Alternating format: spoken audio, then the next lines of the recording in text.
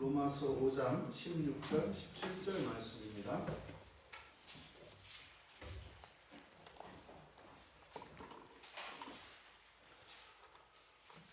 우리 같이 한 목소리로 함께 읽겠습니다.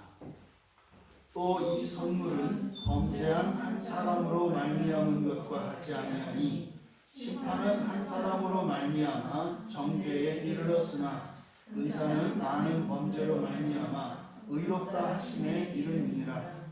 한 사람의 범죄로 말미암아 사망이 그 한 사람을 통하여 왕노릇하였은즉 더욱 은혜와 의의 선물을 넘치게 받는 자들은 한 분 예수 그리스도를 통하여 생명 안에서 왕노릇하리로다.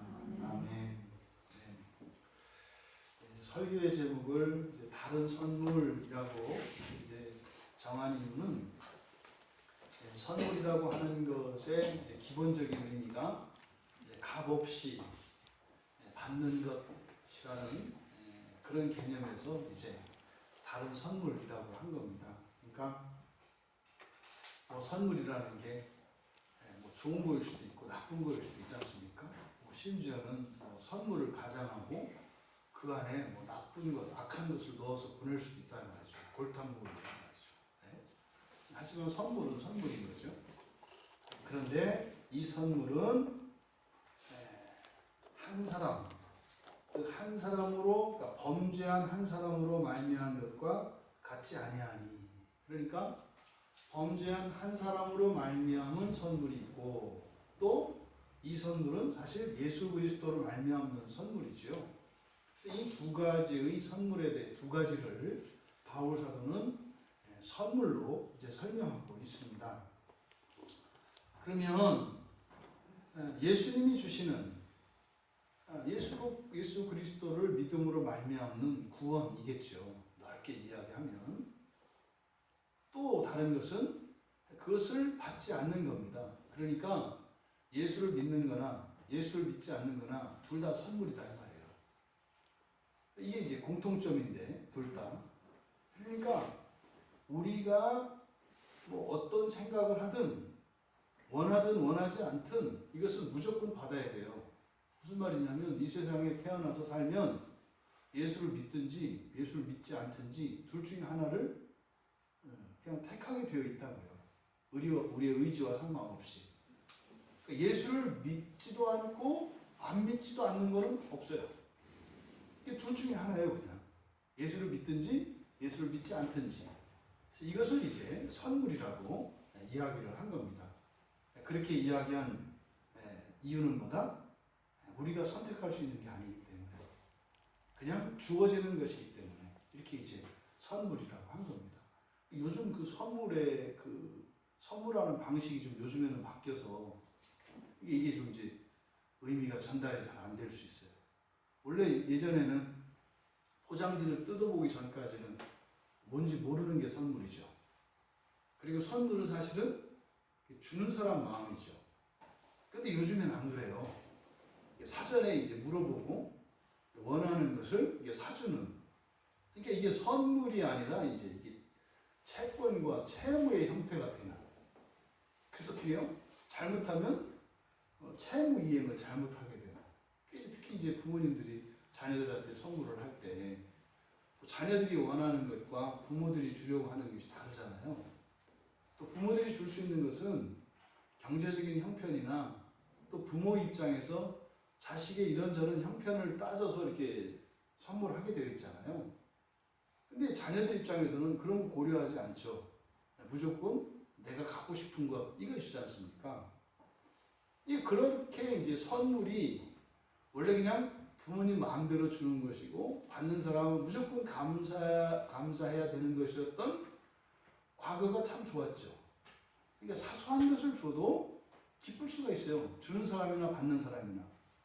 근데 요즘 이제 선물을 주고받는 이 문화가 달라지면서 주는 사람이나 받는 사람이나 비참하게 이제 부담스럽게 선물이 되어버렸어요. 주면서도 눈치 봐야 되고, 또 주면서도 이거 미안해야 되고, 또 받는 사람도 짜증내야 되고, 또 받는 사람 입장에서도 또 그거를 또 또 예의상 감사하지 않을 수 없는 이 복잡 미묘하게 선물이 되어버렸어요. 원래 선물은 그런 거죠. 네, 상대방에 대한 호의 그리고 사랑과 감사에 대한 표시이고, 그것은 내용이 중요한 것이 아니라 사실은 선물하는 사람의 그 감사의 마음이죠. 이것이 주인데 요즘에는 이게 이제 물질 자체로 바뀌어버렸어요. 그러니까 감사할 수 있는 게 있고 감사할 수 없는 게 있고 뭐 이런 거잖아요.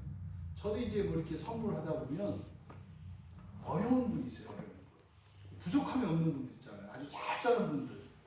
이런 분한테 선물하긴 해야 되는데 그분들한테 맞는 선물을 하려면 내 주머니 사정이 안 돼요. 그렇다고 안 하자니 이건 또 그러니까 뭐요?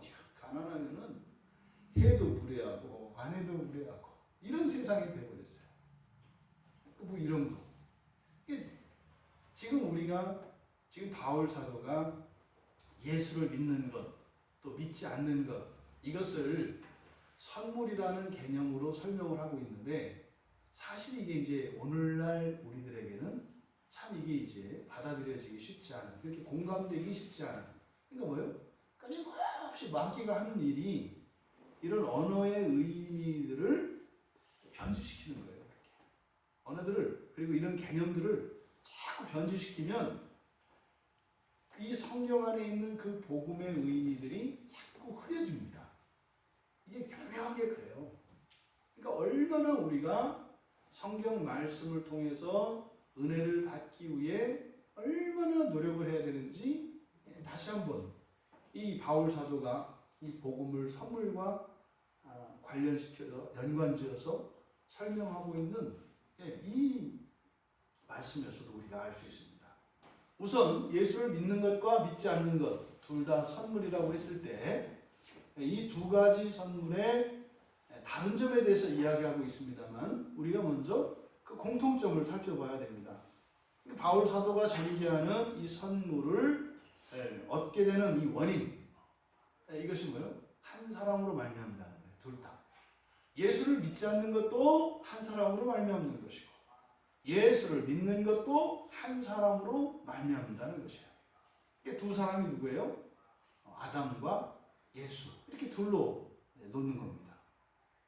그리고 두 번째 공통점은 필연적이라는 거예요. 필연적인 겁니다. 그러니까 이 선물은 반드시 받아야 돼요. 어느 누구도 안 받을 수 없어요. 다만 거기에는 우리에게 선택의 자유가 허용되어 있습니다. 그러니까 예수를 믿을 것인지 예수를 믿지 않을 것인지 그것은 우리들 각자가 선택할 수 있는 자유를 가지고 있습니다. 그리고 세 번째로 보편적인 거예요. 이 선물은 모두가 다 받는데 보편적이에요. 이것은 역사와 민족과 또 시대, 나라 이런 것들을 초월해서 언제나 이 선물은 다 받습니다. 이 세상에 태어난 모든 사람들에게 적용되는 말입니다. 이거는 저 아프리카 아니면 아마존 정글 속에 있는 그 사람들이나 우리나라 서울 한복판에서 태어나서 거기 살아가는 사람이나 모든 사람에게는 이 모두에게 똑같은 선물을 받는다는 거예요. 그런데 똑같은 선물은 이게 두 종류가 있잖아요. 두 종류가 똑같이 주어집니다만 사실은 모두가 동일한 선물을 받는 것은 아니죠. 앞서서 말씀드렸던 것처럼 우리에게는 선택권이 있기 때문에 그 선택에 따라서 다른 선물을 받을 수 있습니다. 보편적으로 모든 인간에게 동일한 선물이 그리고 필연적으로 반드시 주어집니다. 근데 그 원인은 한 사람으로 말미암은 것이에요. 그것은 아담과 예수라고 하는 이 대조를 통해서 바울 사도가 지금 이 선물에 대해서 설명하려고 합니다. 그러면 다른 점은 뭐예요? 이 선물은 예수 그리스도로 말미암는 선물이죠. 범죄한 한 사람, 이건 아담을 이야기합니다. 아담으로 말미암은 그 선물과 같지 않다. 지금 여기서 실제로 이 선물이라고 하는 것은 그러니까 뭐 대충 받아서 그냥 아무거나 챙겨서 그냥 가지고 있으면 되지 이렇게 함부로 우리가 생각해서 안 되는 이유는 지금 바울 사도가 여기에서 전개하고 있는 이 내용들을 살펴보면 무엇을 선택하느냐에 따라서 그 결과는 완전히 상반된다는 거예요. 완전히 상반된다는 거예요. 그래서 우리들은 굉장히 이 선물을 선택하는 데 있어서 신중을 기해야 하고 또 이것이 현재뿐만 아니라 영원한 우리들의 삶을 결정한다고 하는 이 사실을 통해서 우리가 이 선물을 선택하는 일에 온 힘을 다 써야 할 것을 촉구하고 있는 것입니다. 예수를 믿을 것이냐 말 것이냐 이거를 단순히 교회를 갈 거냐 말 거냐 이렇게 생각해서는 안 된다는 거예요. 여러분 인생의 질이 결정이 되고 인생의 내용도 거기에 결정이 되고 더 나아가서 죽고 난 이후의 삶뿐만 아니라 종말 이후의 삶까지 이 선택에 의해서 완전히 달라진다고 하는 이 사실을 우리가 기억해야 합니다. 그러면 우리가 그러면 이 두 가지 선물 가운데 무엇을 선택할 것이냐? 여러분 이것은 가장 기본적으로는 예수를 영접하고 영접하지 않고 이런 초보적인 단계가 있어요. 예수를 믿을 거냐 말 거냐. 근데 그 선택은 계속 옵니다. 우리의 삶의 어떤 영역 안에 있어서 예수를 받아들일 것이냐 말 것이냐 하는 것은 끊임없이 오는 겁니다. 이 선택은 살아가는 동안 계속 오는 선택이에요. 그러니까 예를 들어서 이제 막 처음 누군가에 이끌려서 교회 나온 사람은 예수를 믿고 살아가는 것이 사실은 주일 예배에 빠지지 않고 참석하는 거에 달려 있습니다. 그러니까요. 뭐 한 달에 한 번 나오고 두 번 나오고 이것도 대단히 열심히 하는 것인 사람이 있는 반면 10년에 하루도 빠져서는 하루라도 빠지면 대단히 게으른 것이 되는 이런 상황이 있다고요. 이게 상황에 따라 다 다르단 말이에요. 그래서 항상 어떤 일들을 이렇게 거룩한 일과 속된 일로 나눌 수 없고 그 사람의 형편과 신앙의 정도에 따라서 그 선택의 결과는 완전히 다른 의미로 해석될 수 있다는 거예요. 여러분 제가 목사인데 주일 예배 빠지지 않는 걸 자랑할 수 있어요? 나는요 광야교회 이렇게 해서 생긴 이래로 주일 예배 빠진 적 없어요. 이거를 목사가 자랑한다고 생각을 해보세요. 그 말이 되냐고요.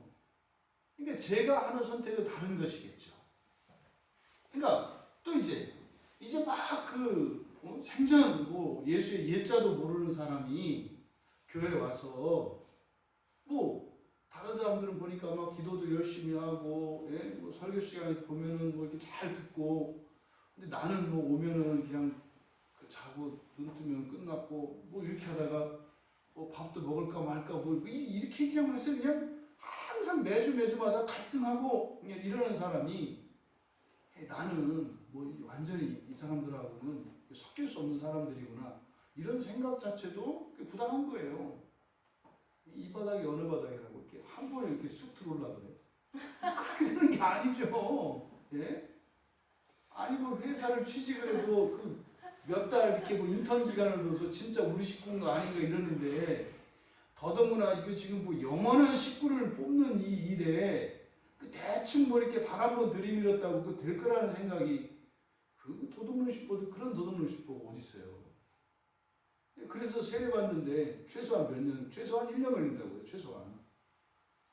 사실은 1년 만에 받기는 어렵죠. 와가지고 최소한 6개월 정도는 살펴보는 학습 기간이 있고 또 학습을 받고 나서도 세례 받기 전에 또 교인들이 이렇게 보는 또 6개월의 기간이 있어서 최소한 1년 걸려요. 교인 된다는 게. 최소한. 근데 어떻게 이렇게 뭐 쉽게 뭐 이렇게 예수를 믿고 이럴 수 있냐 말이죠. 이 선택의 문제는 그래서 어떻게 해요? 끊임없이 오는 거예요. 끊임없이. 그래서 단순히 이거를 초보적인 수준에서 예수를 믿고 안 믿고 이렇게 접근해서는 안 된다. 그러니까 이거는 뭐 이미 나는 지나간 얘기네 이러면 안 된다 이 말이에요. 모든 사람이 동일하게 우리의 인생의 한계, 신앙의 한계에 부딪혀서 그것을 넘지 못하는 우리의 한계가 있어요. 이 한계 상황에서 우리가 하는 선택이기 때문에 모든 사람은 항상 동일 조건 하에 있다고요. 이게 이제 잘못되면 이제 어려서부터 쭉 신앙생활 해왔던 사람들이 다른 사람들과 비교해서 어느 정도 이런 종교 생활이 몸에 밴 것으로 마치 자신들의 신앙이 안전한 것이냐 착각했다가는 큰일 나는 거예요. 그런 사람들은 갈등도 안 해요. 고민도 안 하거든요. 그러면서 늘 그러죠. 항상 교회 안에는 그런 작은 이런 경건의 실천 때문에 고민하고 갈등하고 막 거기에 저항하는 사람들이 항상 있습니다. 그 사람들 정죄하면서도 평생 살 수 있어요.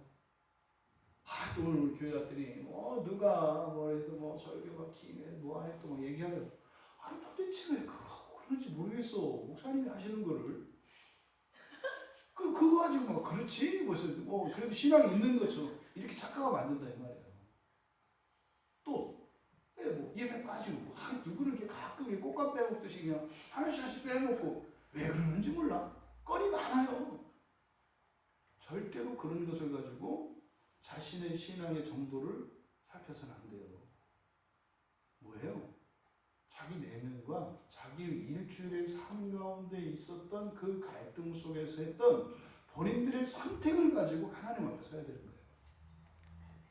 내가 그때 그 자리에서 어떤 선택을 했던가 이것을 갖고 하나님 앞에 서야지.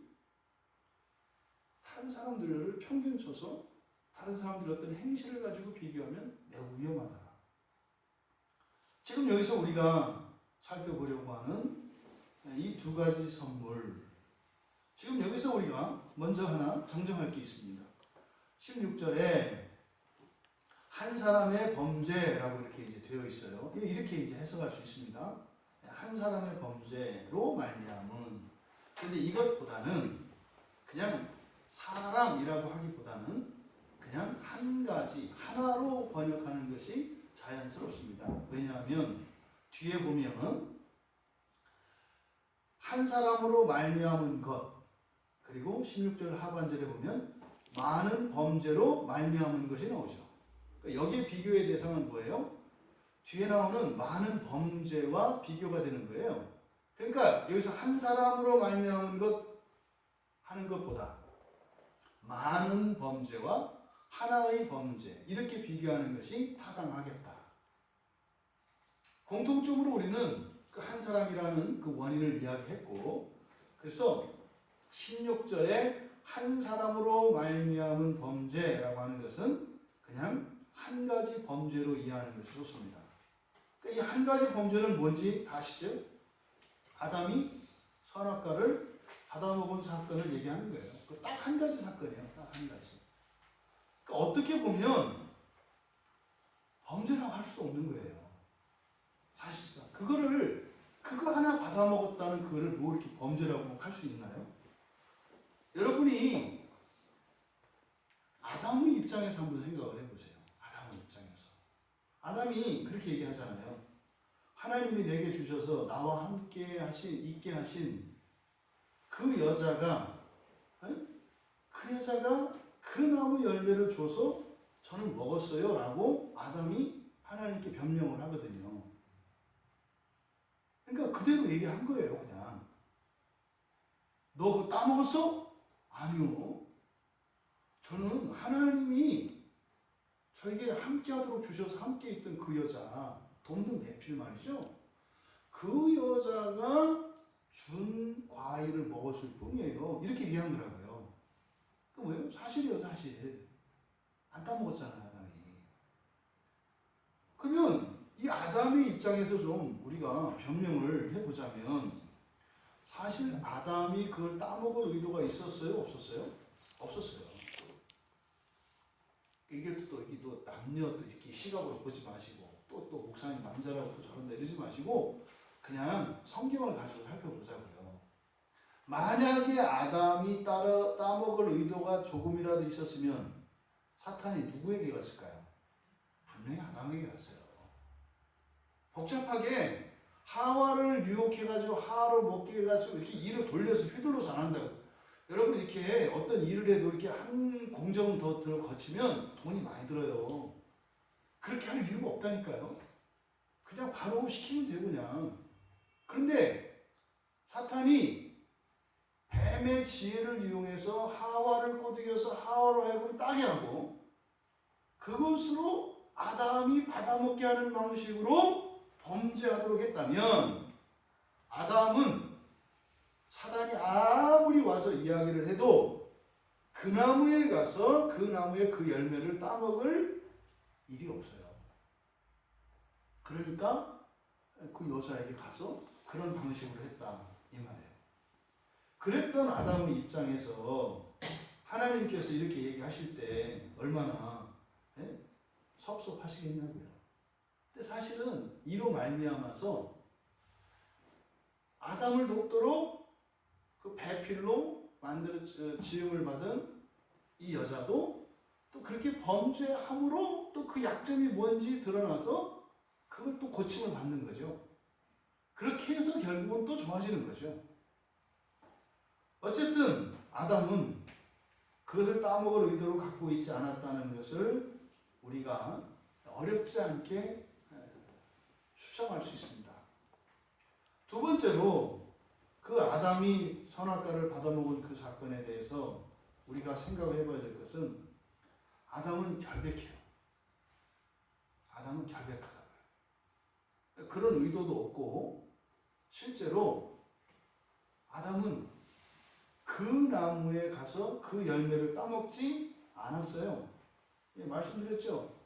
그 선악과라고 지정되어진 그 나무는 어떤 특정 과일을 말하는 게 아니다. 너는 뭐 있잖아요. 우리 그 알러지 반응을 일으켜서 먹지 못하는 뭐 복숭아 같은 거 뭐 이런 거 많더라고요. 그 복숭아 먹으면 어떤 사람들은 뭐 이렇게 두드러기 반응을 일으키더라고요. 그 사람들은 어떤 나무에서 땄든지 복숭아를 못 먹잖아요. 근데 이 선악과는 특정 과일 자체를 먹지 못하게 한 게 아니에요. 뭐예요? 그 나무에서 나온 그 열매만 먹지 못하게 한 거죠. 그러니까 그 선악과, 그 선악의 지식을 알게 하는 그 나무, 그 나무에 달린 열매가 다른 나무에도 있어요. 따먹을 수 있다니까요, 다른 데서. 그러니까 하와가 그걸 따서 이렇게 가졌을 때는 사실상 이게 그 나무에서 딴 건지 다른 나무에서 딴 건지 알 수 없다고요. 그런데 느낌은 있었던 것 같아요. 왜냐하면 하와가 아담이 이야기할 때 그 열매라고 얘기를 하거든요. 근데 그 열매라고 하는 말이 하나님이 추궁하시는 그 열매라고 하는 의미도 되기 때문에 사실 아담은 모를 수 있어요. 그럼 보세요. 아담 입장에서 말씀을 드리는 거예요. 하나님이 지어주신 여자예요. 그리고 이 여자는 나를 돕도록 하나님이 두셨어요. 그 여자가 가지고 왔어요. 그냥 먹어야 돼요? 아니면 내시를 시켜서 독이 들었나 먹어봐라 해야 돼요? 그냥 먹어야죠. 그냥 먹는 게 정상이에요. 그 여자를 믿는 것은 사실 누구를 믿는 거예요? 하나님을 믿는 거예요. 하나님을 믿고 그 여자가 주는 걸 그냥 먹는 거죠. 아담 입장에서는. 그러니까 아담이 하나님께 변명했던 이 변명이 신금을 울리는 거예요. 아니, 저는 하나님이 주신 그 여자, 제가 왜 그 여자 주는 걸 그냥 먹었겠어요? 하나님이 짝지어 주신 여자라서 그거 가져왔으니 나를 위한 거라고 생각을 하고 먹었을 뿐입니다. 그러니까 이게 그 아담 사건이 사실 오늘날 이 법정 비화로 나가면 무죄가 될 가능성이 많아요. 이게 왜요? 의도성 없죠. 그 범죄가 되려면 기본적으로 고의성이 있어야 돼요. 고의성이. 그렇게 고의적인 그게 있어야 되거든요. 그 다음에 그게 그 절차에 있어서 어떤 범죄성이 있어야 돼요. 근데 없어요. 절차에 하자가 없다니까요. 아담은. 하나님이 지어주신 그 여자가 가져온 걸 먹었을 뿐이에요. 거기다가 이제 검사가 그럴 수 있죠. 당신은 그 하와가 가져온 것이 온전한 것인지 온전하지 않은 것인지 물었어야 될 책임이 있습니다. 얼마든지 변호할 수 있거든요. 사실 아담은 결백해요. 하나님을 믿고 그 여자가 가져온 것을 먹었기 때문에. 또 여러분, 그 열매 하나 먹은 일이 그렇게 큰 일이에요? 성경에 자세하게 안 나와 있습니다만 성경에 아담이 한 일, 명확하게 아담이 한 일이 있어요. 뭐죠? 이름 지어준 거, 장명한 거. 여러분, 세상에 동물이 하나둘이요? 그거 하나하나 그 이름 지어주려고 얼마나 신경을 썼겠어. 물론 그때는 완전한 지성을 갖고 있기 때문에 그냥 탁탁 보면 이름을 지어줘. 이름 짓는 거는 존재를 규정하는 거라 했잖아요. 이건 이겁니다. 이건 이겁니다. 이렇게 하는 거라 했잖아요. 근데요, 시간 많이 걸렸을 거예요. 엄청 수고했을 거라니까요. 그건 동물 하나하나 이렇게 보고, 이렇게 보고 이름을 짓는다 하더라도 말했을 것이고, 얼마나 피곤했겠어요. 엄청 한 일이 많다니까요. 그랬다니 그거 하나 먹었다고. 그럼 아담이 한 일에 비해서 그 하와가 가져다 준 그 열매, 그 선악을 따먹은 거 아니라니까요. 가져다 준 그 열매를 받아먹은 이 사건이 사소한 일이죠. 그러니까 이건 사실은 이렇게 악의적인 불순종과 범죄라기보다는 사소한 실수에 가까워요. 근데 지금 바울 사도가 그 이야기를 왜 여기서 끄집어낼까요? 범죄, 죄라는 것이 무엇인지를 우리에게 가르쳐주고 싶은 거예요. 죄를 짓는다는 거, 하나님께 범죄한다는 거, 심지어 아담이 저지른 그 사건으로 인해서 이 세상이 어떻게 됐어요? 완전히 쑥대밭됐어요. 완전히 쑥대밭됐어요. 인류사의 이 역사 이전 선사시대로부터 역사시대에 존재했던 모든 끔찍하고 불행하고 잔인하고 슬프고 이별이 섞인 이 모든 일들은 하나의 사건 때문에 일어난 거예요. 심지어 이 자연에 일어나는 이런 일도 마찬가지죠. 그런데요, 그런 일이 시작이 뭐였다고요? 결백했다고 생각했고요. 의도도 없었고요. 이거는 무슨 범죄라기보다는 아주 사소한 실수로 여겨지는 이것의 결과였다는 사실을 생각할 때 우리는 어떻게 하냐고요. 왜 우리는 아담과 다르다고 생각해요? 범죄, 죄 같지도 않은 그 사소한 실수 하나가 인류의 운명을 완전히 정말 지옥 바닥으로 떨어지게 했고, 이 자연의 질서 조화가 다 깨져서 보세요. 하늘에 있는 별들의 생명이 살지 못하잖아요. 이 사소한 그 실수로 여겨지는 아담 입장에서는 정말 결백한, 나는 그런 의도가 전혀 없었던 그 사소한 실수로 여겨지는 그것 하나로 어마어마한 피해가 일어난 거예요. 지금 아담을 거론하고 있는 것은 단순히 예수 믿으면 구원받고 예수 믿지 않으면 죽는다, 이게 아니에요. 이 죄의 속성에 대해서도 지금 사실은 이 아담의 범죄를 통해서 가르쳐 주려고 하는 것인데, 우리들이 얼마나 죄에 무뎌져 있는가를 깨닫게 합니다. 아담이 저지른 죄는요, 우리들이 짓는 죄와 비교하는 죄도 아니에요. 죄도 아니에요. 그런데 그것을 성경에서 다루고 있는 죄는 그런 죄라고요. 그런 죄. 그 사소한 그것으로 인해서 지옥이 왔다 갔다 하는 말이죠. 생명이 죽고 막 쓰러지고 하는 일들이 일어난다 이 말이에요. 우리가 최소한 예수를 믿고 이제 그리스도인이 되고 나면은요, 아예 범죄하기로 작정하고 범죄하는 사람은 별로 없어요. 그렇게 할 수가 없어요. 아닌데 하면서 하는 거죠. 하기 싫은데 하면서 하는 거예요. 대부분 죄가. 작정하고 지는 죄 없다니까요. 이 부분을 우리가 주의 깊게 살펴봐야 합니다. 그러니까 나는 뭐 일부러 그런 거 아니야. 다른 사람보다 뭐한 거 아니야. 이거는 중요하지 않아요. 왜요? 그 죄 같지도 않은 죄로 인한 그 결과는 어마어마하다는 거죠. 이것을 잊지 말아야 돼요. 근데 왜 우리는 그런 생각을 안 할까? 우리가 이런 부주의함, 그리고 이런 둔감함, 우리의 이런 방심이 그런 범죄의 가장 기본적인 이유입니다. 물론 그 모든 것의 밑바탕에는 무지죠, 무지. 알지 못하기 때문에. 근데 안다 하더라도 방심하고 부주의하고 우리의 감각이 무뎌지면 범죄하고 나서 깨닫는 거죠. 나타나는 거죠.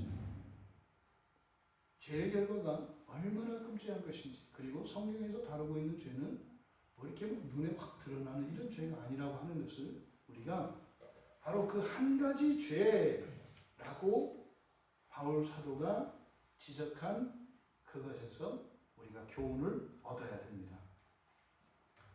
그 한 가지 죄로 말미암은 이제 선물, 또 이제 그 한 가지 죄와 대조시킨 것이 이제 많은 범죄입니다. 많은 범죄.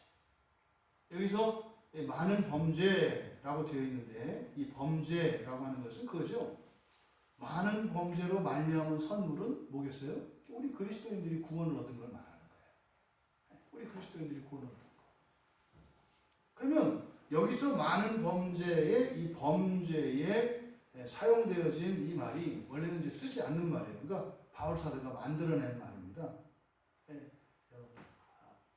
파랍토마, 그래서 파랍토마라고 하는 말인데 이거는요 바로 옆에서 가까이 넘어지는 거예요. 여기서 많은 범죄라고 하는 것은. 그러니까 가까이에서, 그러니까 어떤 기준에서 엄청 떨어져 있는 게 아니라고요.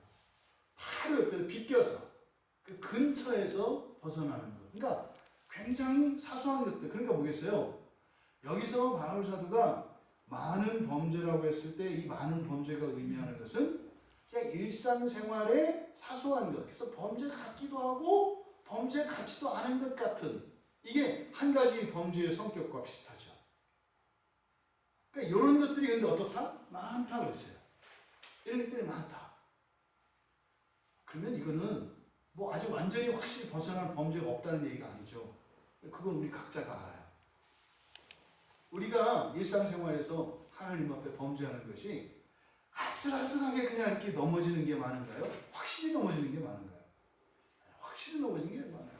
확실히 넘어지는 게. 근데 그런 거는 뭐예요? 우리가 몰라요.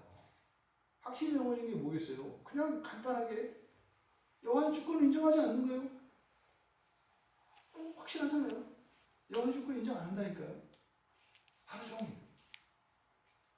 우리 속에, 우리 생각 속에 여러분들이 오늘 하루 살면서도 가만히 생각해 보세요.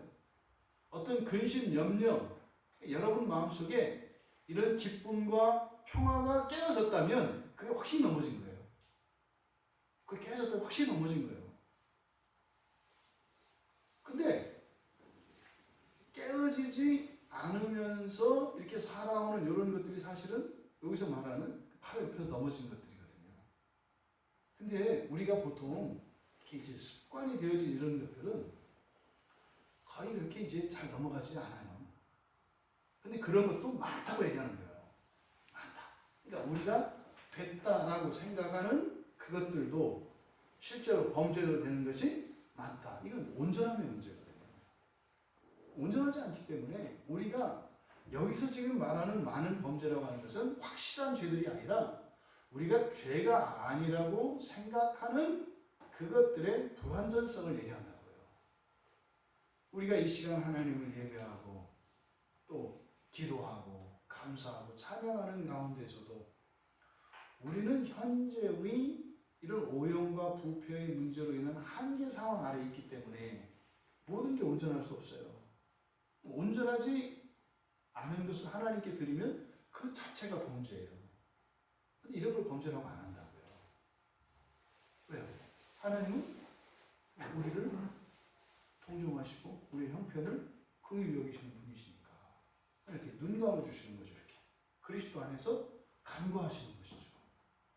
그러니까 지금 여기서 많은 범죄라고 하는 이 말은 그런 거다. 사실은 구체적인 범죄를 말하고 싶지 않아요. 그래서 이 단어를 쓴 거예요.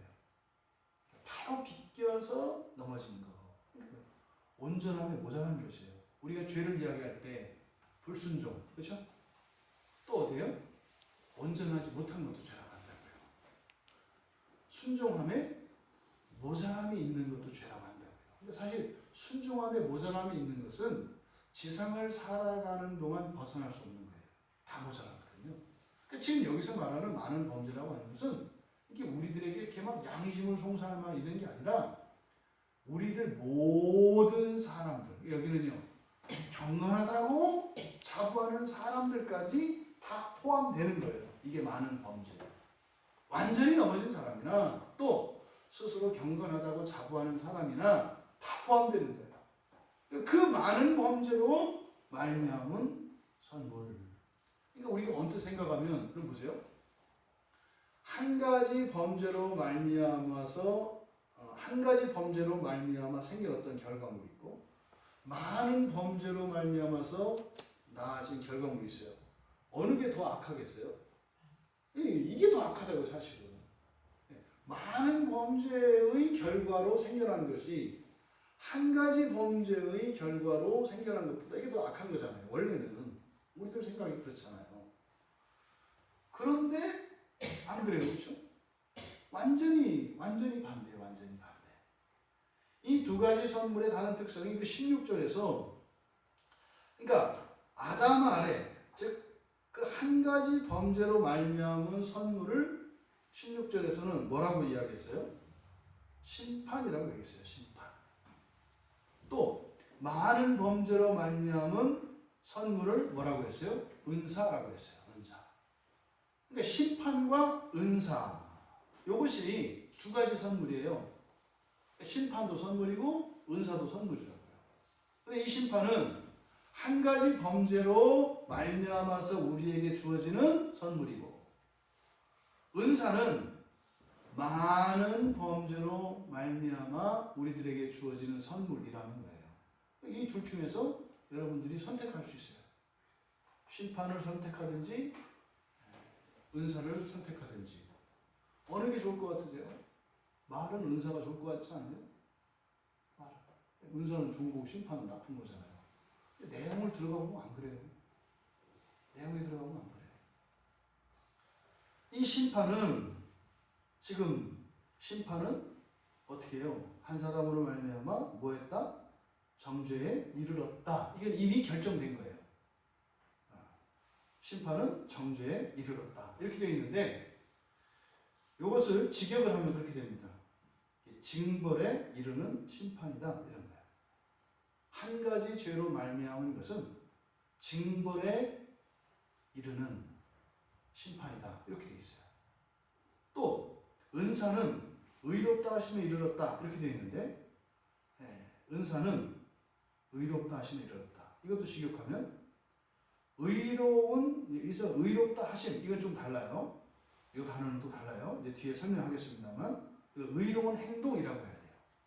의로운 행동에, 완전히 의로운 행동에 이르는 은사. 이게 이제 또 다른 선물이에요.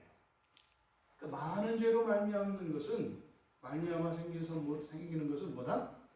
완전히 의로운 행동에 이르는 은사다. 이렇게 되는 거예요. 그러면 심판과 은사, 이 둘 다 여기에 사용된 이 말들이 지금 여기에 보면 정죄로 번역되어진 이 단어, 정죄라고 하는 이거는 지금 카타크리마라고 하는 단어거든요. 크리마가 원래 심판이라는 뜻이에요. 근데 카타크리마니까 이 크리마 그러면은, 카타크리마 그러면 심판을 이제 재판을 하면 뭐예요? 몇 년, 뭐 어떻게 몇 년 구속 이런 결과가 그 형량이 결정이 되잖아요. 그러니까 여기서 이제 정죄라고 번역되어진 이 단어는 심판의 결과예요. 그래서 뭐 형량 뭐 이런 뜻으로 보면 됩니다. 그러니까 이거를 이제 징벌로 이제 해석을 한 거예요, 제가. 그래서 징벌에 이르는 심판. 그러면 징벌에 이르는 심판이다. 말씀드렸죠. 어떤 사람이 범죄를 저질렀습니다. 그리고 그 범죄로 말미암아서 벌을 받았어요. 벌을 다 치르고 나면 그 사람에게 죄가 있어요, 없어요? 네? 벌을 다 받고 나도 죄 있어요? 그 징역 2년형을 받았어요. 그래서 그 교도소에 가서 2년 살고 나왔다고요. 그럼 더 이상 그 사람에게 죄가 있어요, 없어요? 없어지는 거예요. 없어지는 거예요. 그러니까 벌을 다 받으면 죄가 없어져요. 어떤 사람이 과속을 했어요. 그래가지고 속도 위반을 해서 그 벌금을 받았다고요. 그럼 그걸 냈어요. 그럼 그 사람에게 더 이상 죄가 있어요, 없어요? 없어요. 그러니까 그 벌을 받음으로써 공의를 만족시키고 이제 죄는 상쇄되는 거예요. 우리가 왜 죄가 없어요? 예수님께서 죄를 받으셨기 때문에, 죄값을 치르셨기 때문에 우리가 죄가 없는 거예요. 그러니까 여기서 바로 징벌에 이르는 심판이라고 하는 것도 사실은 무엇을 이루기 위한 거예요? 벌 주는 게 목적이 아니죠. 뭐예요? 공의를 이루기 위한 거죠. 그러니까 그 징벌을 다 받으면, 심판에서 내려진 징벌을 받으면 더 이상 죄에 대한 책임이 있어요, 없어요? 없어요. 더 이상 죄책이 없어요. 그걸 다 받으면 끝난다고요. 또 이 은사는 의롭다 하실, 이게 좀 이제 우리말 성경에서 잘 이제 이해되기 어려운 말입니다. 지금 여기서 여기서 말하는 은사가 이제 카리스마예요. 카리스마. 하나님이 주시는 그 선물인데, 어떤 힘, 능력, 이런 걸 말합니다. 카리스마는. 근데 이 은사는 어떤 은사냐? 바로 완전히 의로운 행동에 이르게 하는 은사. 그러니까요, 이 은사라고 하는 것은 뭐예요? 단순히 소유하는 게 아니라 무엇을 위해서 주어지는 거다? 이 은사는 완전히 의로운 행동을 하기 위해서 주어지는 어떤 능력과 힘이라는 거예요. 성경에서 카리스마라는 것은. 그럼 보세요. 이렇게 완전히 의로운 행동을 할 수 있도록 하는 어떤 능력, 어떤 힘이 은사예요. 그럼 은사나 또 앞에서 준 심판이나 둘 다 결과적으로는 어떻게 되겠어요? 다 똑같이 완성이 돼요. 둘 다. 그러니까 은사를 통해서나 심판을 통해서나, 근데 다른 것은 뭐예요? 심판을 통해서 하나님의 공의가 실현되는 것은 벌을 받는 거고, 벌을 받아서 하나님의 공의를 만족시키는 거고, 은사는, 이 카리스마는 뭐예요? 스스로 벌을 받는 것이 아니라 스스로 완전히 하나님의 의에 도달하게 됨으로써 이것은 하나님의 공의를 만족시키는 거예요. 그러니까 둘 다 결과는 같아요. 둘 다.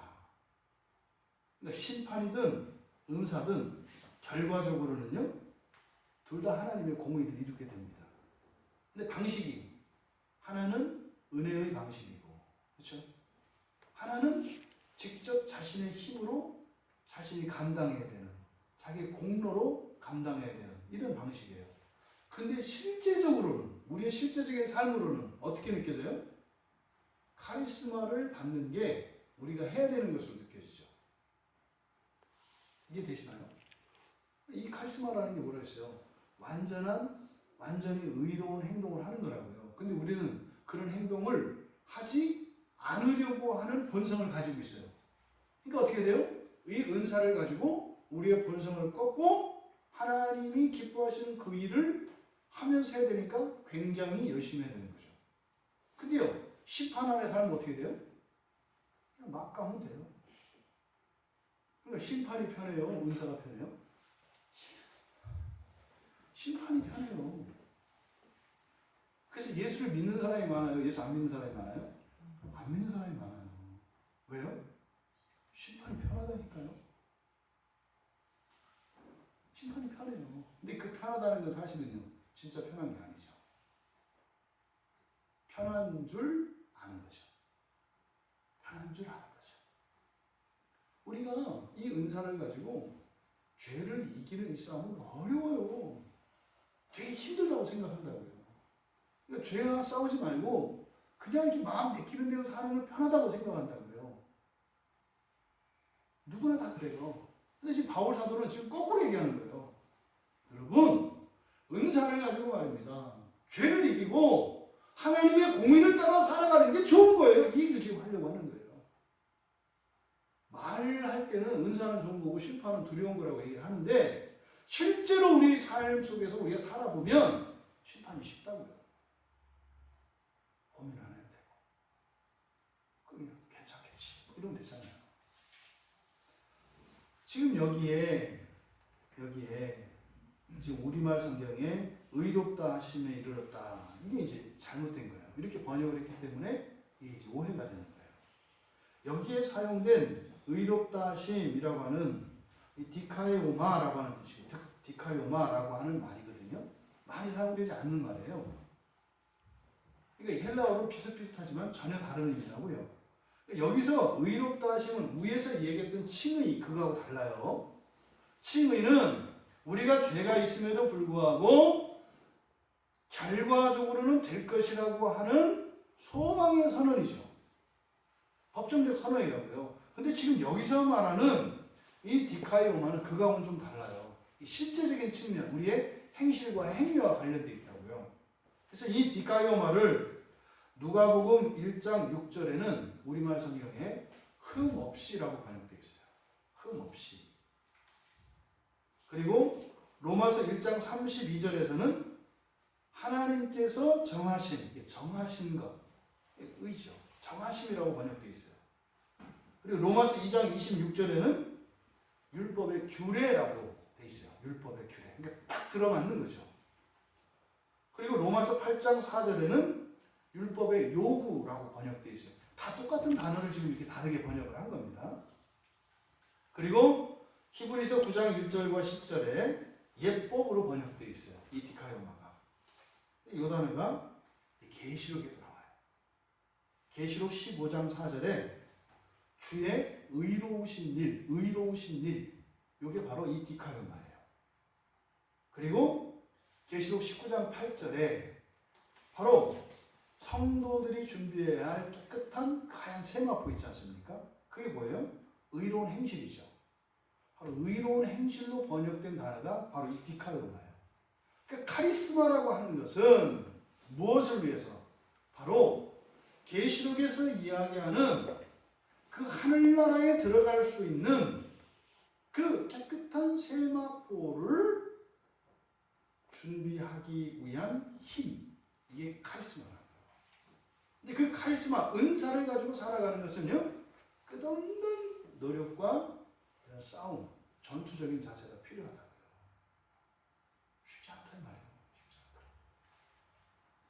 바로 이 둘, 심판과 은사라고 하는 이 둘 다 결과에 초점을 두고 있는 말인데 그 끝은 같다.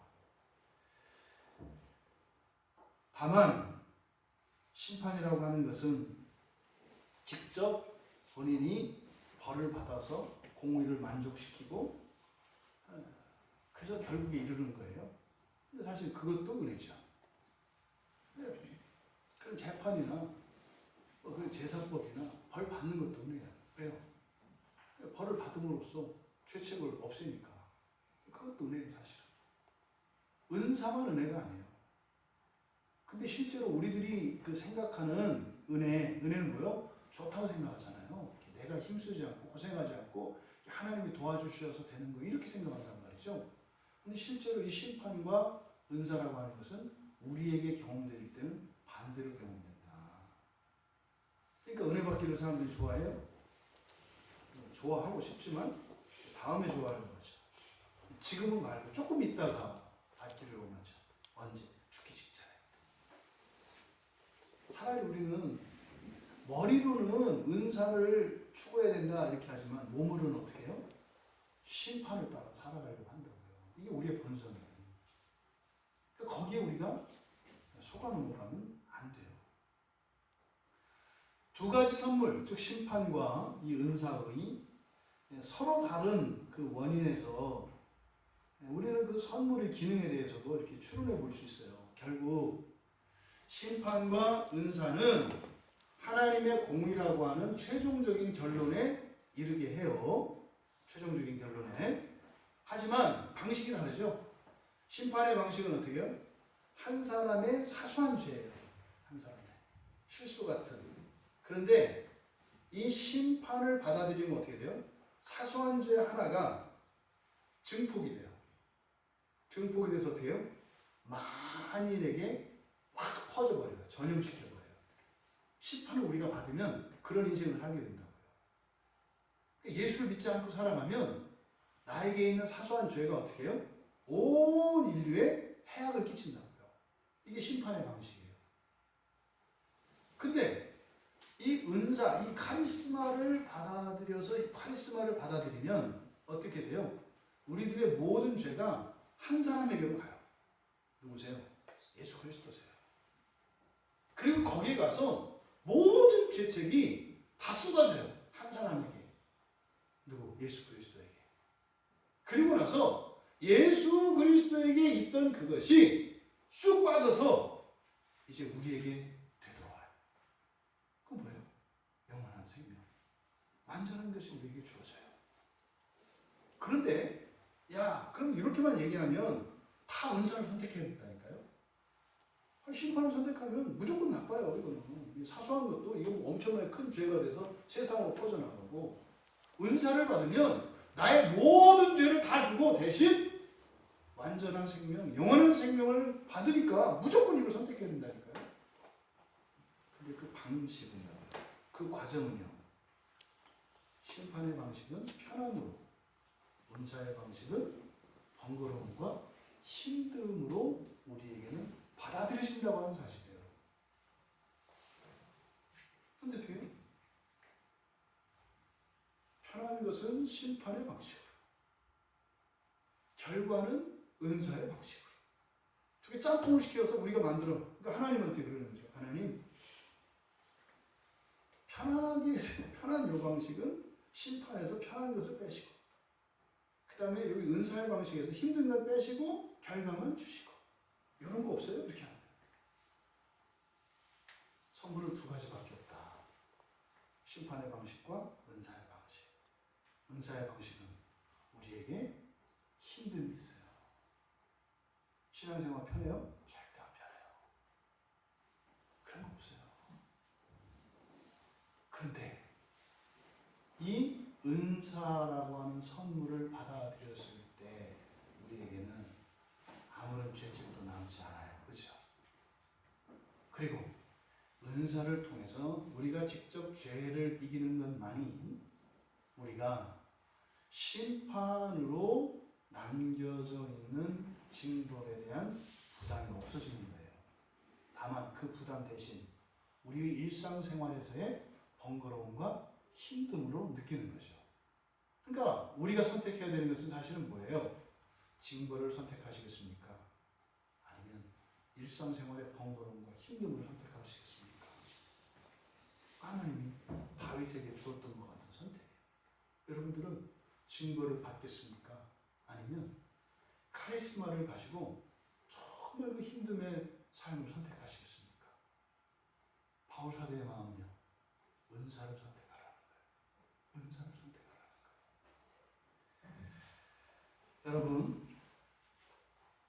또 우리가 은사를 선택해야 되는 결정적인 이유에 대해서 이제 17절에서 이야기하는 거예요.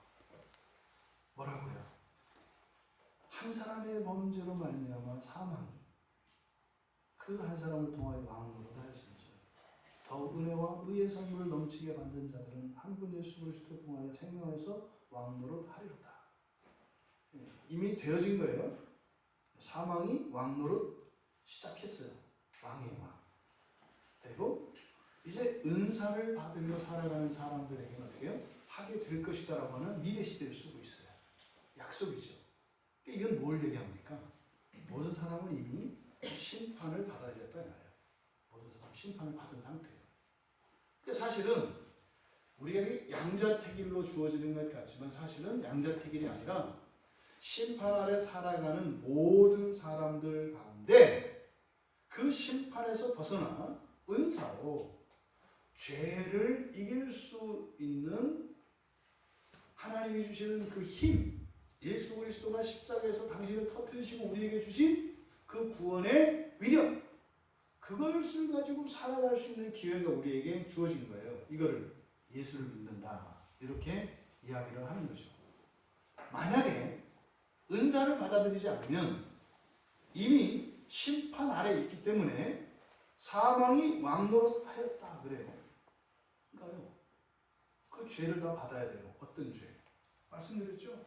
한 사람 아담이 사소한 것으로 지었지만 이 죄가 사소한 것이 무한대로 증폭이 된다고 했어요.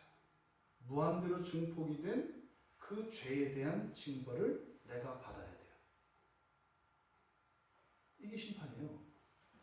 내가 지은 죄만도 이거 감당하기 어려운데 그 죄로 인해서 이 세상에 생긴 이 모든 것들을 심판을 받아야 된다고 얘기를 하는 거예요. 왜?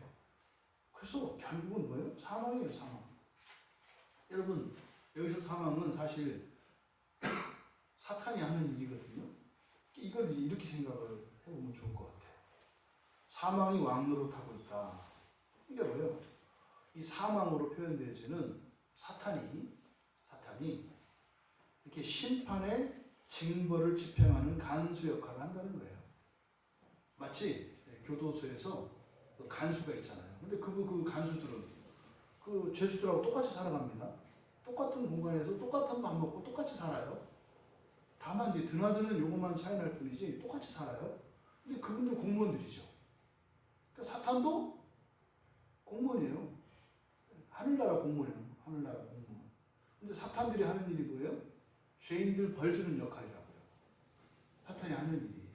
그러면 사탄이 그렇게 그 감옥에서 벌을 집행하는, 그 징벌을 집행하는 그런 간수인데 결국엔 그들의 권세도 하나님으로부터 부여받은 거예요.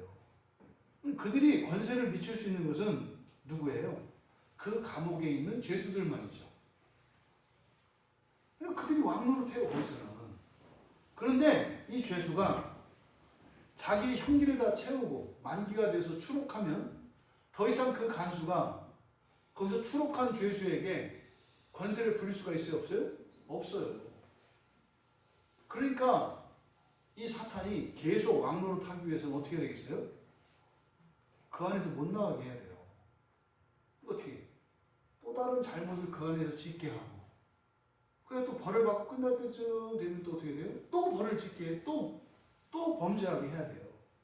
그러니까 사탄이 계속 우리들로 하여금 범죄하게 하지 않아요. 어떻게? 사탄의 손아귀에서 벗어나지 못할 정도로만 범죄하게 해요. 그러니까 계속 죄 짓는 게 아니에요. 뭐예요? 중간중간에 꼭 죄를 짓는 거죠. 사탄의 권세 아래 있는 사람들은 중간중간에 꼭 죄를 짓는다고요. 계속 죄를 짓는 게 아니라. 왜요? 그렇게 해서 붙잡으려고. 이것이 사망이 왕노릇한다는 의미예요. 그러니까 우리들이 예수를 믿고 살아갈지라도 우리의 삶 속에 계속요, 죄에 대한 충동과 이런 환경들이, 유혹들이 계속 온다고요. 그때 우리는 선택해야 돼요. 심판을 선택할 것이냐, 은사를 선택할 것이냐. 그럼 심판을 선택하면 그냥 가면 돼요. 또 죄 짓고 다시 또 형기 연장, 또 죄 짓고 또 형기 연장. 이게 뭐라 그랬어요? 팔자대로 사는 거라고 그랬죠. 자기의 그 인생에 주어진 한계를 뛰어넘지 못하고 그 한계 안에서 이렇게 사는 거예요. 근데 이 카리스마를 선택하면 어떻게 되는 거예요? 그걸 뛰어넘는 거죠. 뛰어넘는 거죠. 그러면 어떻게 돼요? 왕노릇 할 것이다. 그러면 우리 인생에 일어나는 이런 불행과 이런 아픔의 이유들이 사라진다니까요. 누구 때문에? 나 때문에. 근데 그 나는 사실은 뭐예요? 카리스마를 따라서 그 카리스마를 받고 살아가는 것을 말하죠. 그러니까 이 은사를 받는다는 것은요, 형기를 마치고 나가는 거예요. 형기를 마치고. 근데 그때 이 은사라고 하는, 이 카리스마라고 하는 것은 우리의 힘이 아니라 신적으로 우리에게 주어지는 신적인 권능이에요. 우리에게 없는 힘이에요. 근데 우리가 믿음을 따라 살기로 결단하고 그리스도를 나의 왕으로 인정하고 그리스도의 말씀을 따라 살아갈 때 나에게 없던 힘이 생겨요. 나에게 없던 판단력도 생기고 나에게 없던 감정도 생기고 나에게 없던 의지력도 생겨요. 그래서 하게 되는 거예요. 그래서 그걸 카리스마라고 하죠. 그래서 우리가 하는 것이지만 사실은 우리가 하는 게 아니죠. 하나님의 은혜로 하는 것이죠. 여러분들은 지금 심판과 은사라고 하는 이 두 가지 선물, 사실은 이미 우리는 심판 아래 있죠. 이미 우리는 이 세상에 태어날 때부터 심판이라고 하는 선물을 우리 손에 들고 나왔습니다. 그래서 그 심판에 따라서 이 사망이 왕노릇하는, 다시 말해 사탄의 종으로 살아가게 되어 있습니다. 근데 우리가 예수를 믿었어요. 은혜를 받고. 그때 우리들이 지금 바울 사도가 이야기하려고 하는 이 초점을 기억해야 돼요. 예수를 믿고 구원받았다. 예수님이 십자가에서 나를 위해 대속하셨다. 그럼 예수님이 나에게 주신 게 뭐라는 거예요? 카리스마, 은사라는 거예요. 은사를 받은 사람의 일생은 어떤 인생이 있어요? 싸우는 인생이겠죠. 끊임없이 싸우는 일생이에요. 카리스마라고 하는 것이 바로 왕노릇하는 거라니까요. 왕노릇이 뭐예요? 적들로부터 지키는 일이에요. 적들과 싸워서 이기는 거예요. 여러분, 예수님이 십자가에서 이루신 구원을 우리가 많이 오해합니다. 예수님이 우리에게 주신 그 십자가에서 이루신 그 구원을 마치 그 중세에 말도 안 되는 면죄부와 같이 우리들이 생각을 해요. 내가 그냥 예수를 믿고 있으면 마지막에 자, 입장권 가지신 분에서 천국에 들어가는 걸로 생각을 한단 말이에요. 성경에서, 신약성경에서 계속 가르치는 게 그거예요. 그거 아니라는 거예요. 그거 아니라는 거예요. 예수를 믿는 순간, 예수님이 십자가에서 죽으신 순간 우리들에게는 뭐가 남아있어요? 그 카리스마를 가지고 완전히 의로운 그 하나님의 의를 따라 살아가는 그 일에 참여하게 되는 걸 말한다고요. 근데 그때마다 하나님의 도우심과 신적인 권능을 우리가 체험해요. 거기서 생겨나는 게 하나님에 대한 사랑, 하나님의 은혜에 대한 감사, 이런 게 생겨나는 것이죠. 우리가 예수를 믿습니다. 한치도 그것에 대해서 의심이 없습니다. 하지만 우리들의 삶의 방식은 심판을 선택할 것이냐, 은사를 선택할 것이냐, 그것은 여러분들 앞에 선택의 문제로 남아 있습니다. 바울하고는 그렇게 얘기하는 거예요. 뭐한다? 17절에서 더욱 은혜와 의가 넘친다 그래요. 더욱 무슨 말이에요? 더 좋다는 거예요. 뭐가? 은사가 비교할 수 없을 정도로 더 좋다. 이게 뭡니까? 성경 한 번 더 보고 기도 한 번 더 하고 예배 나오고 하는 이런 일들이 어렵고 힘들고 불편하고, 하지만 그것이 어떻다? 비교할 수 없을 정도로 좋다. 여러분들이 이 수요일을 지키는 이유가 뭐예요? 그 신들을 알기 때문입니다. 그 신들을 믿기 때문입니다. 비록 지금은 그것이 우리에게 이렇게 확신이 되어지고 완벽하게 경험되지 않을 수는 있지만, 최종적으로 가서는 그걸 여러분들은 분명히 자랑하시게 될 겁니다. 그리고 그것을 감사하게 될 것입니다. 우리들에게 주어진 이 두 가지 선물, 심판과 은사에 대한, 십자가에서 이루신 그리스도께서 우리에게 주신 그것은 사실 은사라는 거예요. 아담을 따라 심판의 삶을 살아가는 것이 아니라 은사의 삶을 살아가시는 우리 모두가 되시기를 주님의 이름으로 축원합니다. 하나님 아버지, 그리스도께서 십자가에서 죽으시고 저희들에게 이루어주신 그 구원의 핵심이 바로 카리스마인 것을 바울 사도가 우리에게 말씀을 하면서 조심스러워 하시는 그 마음을 저희들이 느껴봅니다. 하나님, 정말 예수님이 이루신 그 참다운 구원의 의미와 그 가치를, 그 영광을 알게 하셔서 자꾸만 그리스도의 구원으로 이 세상에 편의를 도모하려고 하는 저희들 안에서 역사하는 이 심판의 이런 기운들을 없애주시고 정말 주님이 주신 카리스마로 이 세상과 또 우리 안에 있는 정욕과 싸워 이기며 그 더 풍성한 은혜를 누리며 살아가는 주의 자녀들 다 되게 하옵소서. 감사하며 예수님의 이름으로 기도하옵나이다. 하늘에 계신 우리 아버지여, 이름이 거룩히 여김을 받으시오며 나라의 임하옵시며 뜻이 하늘에서 이룬 것 같이 땅에서도 이루어지이다. 오늘날 우리에게 용한 양식을 주옵시고 우리가 우리에게 죄진 자를 사하여 준 것 같이 우리의 죄를 사하여 주옵시고 우리를 시험에 들게 하지 마옵시고 다만 악에서 구하옵소서. 대개 나라와 권세와 영광이 아버지께 영원히 있어